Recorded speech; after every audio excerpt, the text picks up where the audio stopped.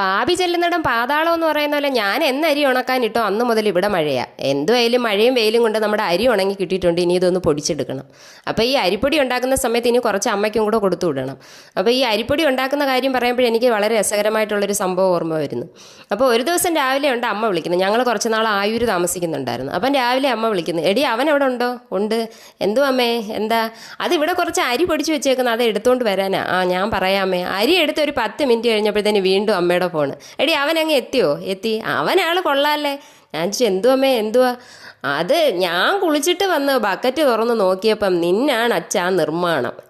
എന്തുവാ? നിന്നാണ് അച്ഛാ നിർമ്മാണം. എന്തു പറ്റി? ആ തന്തയ്ക്ക് പുട്ടു പുഴുങ്ങി കൊടുക്കാനായിട്ടൊരു ശകലം അരിപ്പൊടി പോലും അവൻ അതിനകത്ത് വെച്ചില്ലല്ലേ. എനിക്ക് പറയാൻ പറ്റുമോ നിങ്ങളുടെ മോനല്ലേ എടുത്തുകൊണ്ട് വന്നേന്ന്? എനിക്ക് ചിരിയും വന്ന് ഞാനൊന്നും മിണ്ടിയില്ല. അമ്മ വളരെ സീരിയസ് ആയിട്ടുള്ള വർത്തമാനമാണ് ഈ പറയുന്നത്. അമ്മ ചില കാര്യങ്ങളൊക്കെ ഇങ്ങനെ ഒരു നാടൻ ശൈലിയുണ്ട് അമ്മയ്ക്ക് വർത്തമാനം പറയാനായിട്ട്. അത് അമ്മ വളരെ കാര്യമായിട്ട് പറയുമ്പോൾ നമുക്ക് ചിരിക്കാനും പറ്റത്തില്ലല്ലോ. അപ്പം ഞാൻ പറഞ്ഞു, അമ്മ എന്നാൽ കുറച്ച് അരിപ്പൊടി അങ്ങോട്ടും കൊടുത്തു വിടാം. അത് വേണ്ട, അതിപ്പോൾ നിങ്ങൾ എടുത്തുകൊണ്ട് വന്നേല്ലേ, അത് കൊച്ചുങ്ങൾക്ക് പുട്ടുണ്ടാക്കി കൊടുക്ക്. അപ്പം ഞാൻ പിന്നെ ഈ കഥ പറഞ്ഞ സമയം പോയതറിഞ്ഞില്ല. ഞാൻ ഇനി ഇടയ്ക്ക് പോയി ഇടിയപ്പവും മുട്ടക്കറിയും കഴിച്ച്.